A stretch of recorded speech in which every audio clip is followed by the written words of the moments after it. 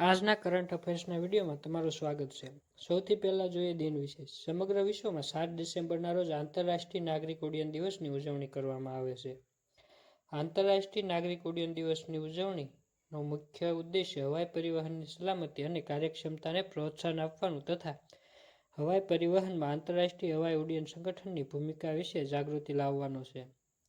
વર્ષ 1996માં સંયુક્ત રાષ્ટ્ર મહાસભાની ICAO પહેલ મુજબ અને કેનેડા સરકારની સહાયથી 7 ડિસેમ્બર આંતરરાષ્ટ્રીય નાગરિક ઉડ્ડયન દિવસ તરીકે જાહેર કરવામાં આવ્યો હતો.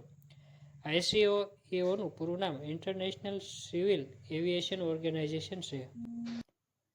દિવ્યાંગોના હિતમાં રાજ્ય સરકારનો મહત્વનો નિર્ણય. હવે 60% વધુ દિવ્યાંગતા ધરાવતા દિવ્યાંગોને પણ વર્ષ 2025-26થી સંત સુરદાસ યોજનાનો લાભ મળશે. છેલ્લા 5 વર્ષમાં 4 લાખથી વધુ દિવ્યાંગોને વિવિધ કલ્યાણકારી યોજનાઓ હેઠળ ₹820 કરોડથી વધુની સહાય ચૂકવાઈ.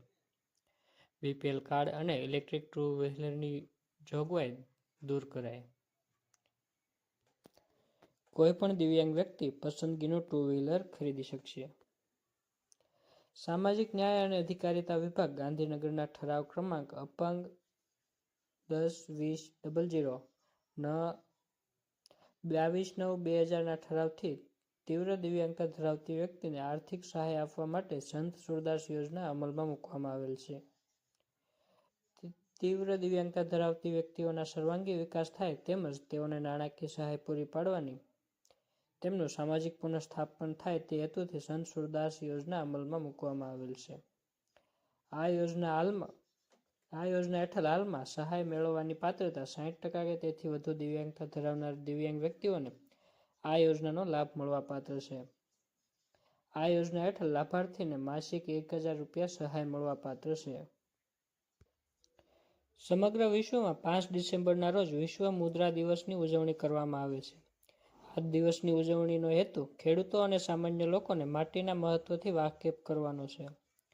વર્ષ 2000માં આંતરરાષ્ટ્રીય મુદ્રા વિજ્ઞાન સંઘ દ્વારા 5 ડિસેમ્બરના રોજ વિશ્વ મુદ્રા દિવસની ઉજવણી કરવાની ભલામણ કરી હતી. ત્યારબાદ FAOએ પણ તેમને સમર્થન કર્યું હતું. ત્યારબાદ ડિસેમ્બર 2013માં સંયુક્ત રાષ્ટ્ર મહાસભાએ 68મા સત્રમાં 5 ડિસેમ્બરને વિશ્વ મુદ્રા દિન તરીકે ઉજવવાની જાહેરાત કરી હતી. પ્રથમ વિશ્વ મુદ્રા દિન 5 ડિસેમ્બર 2014ના રોજ ઉજવવામાં આવ્યો હતો. ઓડિશાના પુરીમાં ગ્લોબલ એનર્જી લીડર્સ સમિટ 2025નું આયોજન થશે.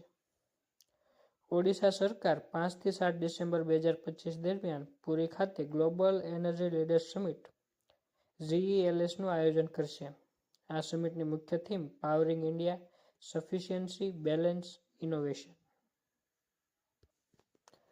INS અરિધમન.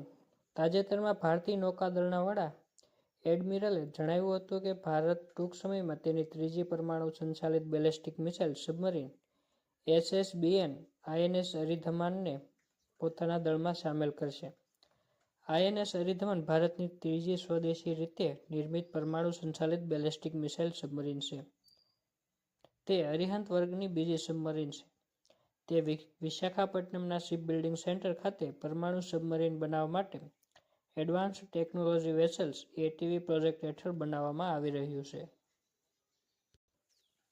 સંરક્ષણ સંશોધન અને વિકાસ સંગઠન DRDOએ ફાઇટર એરક્રાફ્ટ એસ્કેપ સિસ્ટમનું હાઈસ્પીડ પરીક્ષણ સફળતાપૂર્વક હાથ ધર્યું છે, જે લડાયક પાયલટ્સ માટે મહત્વપૂર્ણ સલામતી ક્ષમતાને માન્ય કરે છે.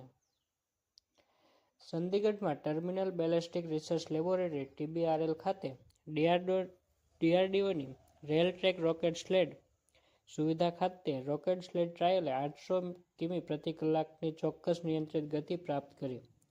આ પરીક્ષણ એરોનોટિકલ ડેવલપમેન્ટ એજન્સી ADA અને હિન્દુસ્તાન એરોનોટિક્સ લિમિટેડના સહયોગથી હાથ ધરવામાં આવ્યું હતું. આ પરીક્ષણમાં ઇમરજન્સી એસ્કેપ ચેઇનના 3 મુખ્ય ઘટકોને માન્ય કરવામાં આવ્યા: કેનોપી સેવરાન્સ, ઇન્જેક્શન સિક્વન્સીસ અને એરક્રૂની સંપૂર્ણ પુનઃપ્રાપ્તિ. આ જટિલ ગતિશીલ પરીક્ષણ ભારતને અદ્યતન ઇન-હાઉસ એસ્કેપ સિસ્ટમ પરીક્ષણ ક્ષમતા ધરાવતા દેશોના એક ઉચ્ચ કક્ષાના ક્લબમાં સ્થાપના આપે છે. ગતિશીલ ઇન્જેક્શન પરીક્ષણો સ્થિર પરીક્ષણો, દાખલા તરીકે નેટ ટેસ્ટ, 0-0 ટેસ્ટ કરતાં વધુ જટિલ હોય છે કારણ કે તે વાસ્તવિક ઉડાન પરિસ્થિતિઓની નકલ કરે છે. પીએમ વાણી યોજના સંદર્ભે કયા વિધાન સાચા છે? આ યોજનાનું પૂરું નામ પ્રધાનમંત્રી વાઈફાઈ એક્સેસ નેટવર્ક ઇન્ટરફેસ છે. બીજું, આ યોજનાને ડિસેમ્બર 2025માં લોન્ચ કરવામાં આવી હતી. 3. આ યોજના સંચાર મંત્રાલય હેઠળના દૂરસંચાર વિભાગ DOT દ્વારા અમલમાં મૂકવામાં આવી છે. જેનો જવાબ છે માત્ર 1 અને 2. કેમ કે પીએમ વાણી યોજના 9 ડિસેમ્બર 2020ના રોજ મંજૂર કરવામાં આવી હતી. હરમનપ્રીત કૌર પંજાબ નેશનલ બેંકના પ્રથમ મહિલા બ્રાન્ડ એમ્બેસેડર બન્યા. એક ઐતિહાસિક જાહેરાતમાં પંજાબ નેશનલ બેંકે ભારતીય મહિલા ક્રિકેટ ટીમની કેપ્ટન હરમનપ્રીત કૌરને તેની પ્રથમ મહિલા બ્રાન્ડ એમ્બેસેડર તરીકે નિયુક્ત કર્યા છે. આ પગલું મહિલા સશક્તિકરણ, બ્રાન્ડ આધુનિકીકરણ અને ગ્રાહક જોડાણ પર બેંકના વિસ્તરતા ભારને પ્રતિબિંબિત કરે છે. આ ઘોષણા નવી દિલ્હીમાં પીએનબીના કોર્પોરેટ ઓફિસમાં બેન્કિંગ ઓન ચેમ્પિયન્સ થીમ પર એક સમારોહ દરમિયાન કરવામાં આવી હતી. હરમનપ્રીત કૌરને તેમનું નામ અને નંબર ધરાવતી ફ્રેમવાળી પીએનબી જર્સી ભેટમાં આપવામાં આવી હતી, જે બેંકની ઓળખમાં તેમના પ્રવેશનું પ્રતીક છે. ભારત ટેક્સીએ દિલ્હી અને ગુજરાતમાં ટ્રાયલ શરૂ કરી.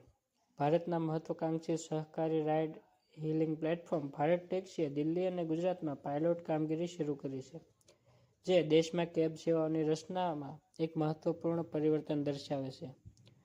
સહકાર ટેક્સી કોઓપરેટિવ લિમિટેડ દ્વારા સંચાલિત આ પ્લેટફોર્મ ઉબેર અને ઓલાના વિકલ્પ તરીકે રજૂ કરવામાં આવી રહ્યું છે, પરંતુ ડ્રાઈવર માલિકી, શૂન્ય કમિશન અને કોઈ વધારા વિના પારદર્શક કિંમત નિર્ધારણ પર આધારિત લોકો પ્રથમ અભિગમ સાથે.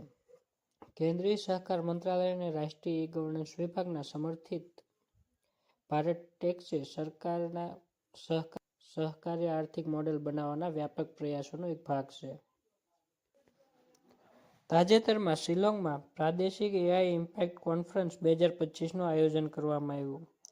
શિલોંગમાં યોજાયેલ પ્રાદેશિક એઆઈ ઇમ્પેક્ટ કોન્ફરન્સ 2025, જે ઇન્ડિયા એઆઈ ઇમ્પેક્ટ સમિટ 2026ના માર્ગનો એક ભાગ છે, તેમાં ₹10,300 કરોડના India AI mission, 38,000 GPU, 600+ AI data lab અને દેશભરમાં 10 લાખ લોકોને તાલીમ આપવાની યોજના ઉપર પ્રકાશ પાડવામાં આવ્યો હતો. ભારતના ઉત્તર પૂર્વમાં કૃત્રિમ બુદ્ધિ એઆઈ અપનાવવા માટે એક મોટી પ્રગતિમાં પ્રાદેશિક કૃત્રિમ બુદ્ધિ અસર પરિષદ 2025 3 ડિસેમ્બર 2025ના રોજ મેઘાલયના શિલોંગમાં સ્ટેટ કન્વેન્શન સેન્ટર ખાતે યોજાઈ હતી. આ કાર્યક્રમ ફેબ્રુઆરી 2026માં યોજાનારી ભારત એઆઈ અસર સમિટ 2026 પહેલા આયોજિત પ્રાદેશિક પરિષદોની શ્રેણીનો એક ભાગ છે. આ પરિષદ લોકો, ગ્રહ અને પ્રગતિના વિષયો પર ભાર મૂકે છે, જે સમગ્ર ભારતમાં એઆઈને સુલભ અને અસરકારક બનાવવાની સરકારની મહત્વાકાંક્ષાને રેખાંકિત કરે છે. રશિયાએ રાષ્ટ્રપતિ વ્લાદિમીર પુતિનની 2025ની ભારત મુલાકાત પહેલા ભારત સાથે reciprocal exchange of logistics report (રેલોસ) કરારને સત્તાવાર રીતે મંજૂરી આપી દીધી છે. Reciprocal exchange of logistics agreement (રેલોસ) એ ભારત અને રશિયા વચ્ચેનો દ્વિપક્ષીય લશ્કરી લોજિસ્ટિક કરાર છે, જે તેમના સશસ્ત્ર દળોને રિફ્યુઅલિંગ, સમારકામ, પુરવઠો, બર્થિંગ અને જાળવણી માટે એકબીજાની લશ્કરી સુવિધાઓ સુધી પહોંચવાની મંજૂરી આપે છે. આ કરાર ભારત અને રશિયા બંને માટે સંયુક્ત કામગીરી અને લાંબા અંતરના મિશનને વધુ કાર્યક્ષમ અને ખર્ચ અસરકારક બનાવવા લશ્કરી લોજિસ્ટિક્સ સપોર્ટને સુવ્યવસ્થિત કરવા માટે રચાયેલ છે. સંયુક્ત કવાયતો અને સંકલિત કામગીરી દરમિયાન સરળ લોજિસ્ટિક્સને સક્ષમ કરીને સંરક્ષણ સહયોગને મજબૂત બનાવવો, ખાસ કરીને લાંબા અંતરના નૌકાદળ મિશન માટે તૈનાતીનો સમય અને ખર્ચ ઘટાડીને કાર્યકારી કાર્યક્ષમતામાં વધારો કરવો. Institute of chartered accountants of India (ICAI) એ સૌથી મોટા કારકિર્દી સલાહ કાર્યક્રમ માટે ગિનિસ વર્લ્ડ રેકોર્ડ બનાવ્યો. Institute of chartered accountants of India (ICAI) એ 28 નવેમ્બર 2025ના રોજ મુંબઈમાં આયોજિત કેફી 4.0 પહેલ હેઠળના એક જ દિવસીય સત્રમાં 6166થી વધુ વિદ્યાર્થીઓને માર્ગદર્શન આપીને સૌથી મોટા કારકિર્દી સલાહ સત્ર માટે ગિનિસ વર્લ્ડ રેકોર્ડ બનાવ્યો. આ કાર્યક્રમ માટે સીએ કારકિર્દી પર ધ્યાન કેન્દ્રિત કરવાને બદલે એકાઉન્ટિંગ, ફાઇનાન્સ, અર્થશાસ્ત્ર અને બિઝનેસ મેનેજમેન્ટની વ્યાપક તકો વિશે જાગૃતિ ફેલાવવાનો હેતુ ધરાવતો હતો. અજય વોરિયર કવાયત 2025 ભારત અને યુનાઇટેડ કિંગડમે ભારતીય સેના અને બ્રિટિશ સેના વચ્ચે દ્વિપક્ષીય લશ્કરી તાલીમ કવાયત અજય વોરિયર 2025ની 8મી આવૃત્તિ યોજી હતી. આ કવાયત રાજસ્થાનના મહાજન ફિલ્ડ ફાયરિંગ રેન્જમાં ફોરેન ટ્રેનિંગ નોડ ખાતે યોજાઈ હતી. આ કવાયતનો ઉદ્દેશ્ય બંને સેનાઓ વચ્ચે શ્રેષ્ઠ લડાઈ કુશળતા અને અનુભવોના આદાનપ્રદાનને સરળ બનાવવાનો અને જટિલ પરિસ્થિતિઓમાં સાથે મળીને કાર્ય કરવાની તેમની ક્ષમતામાં વધારો કરવાનો છે.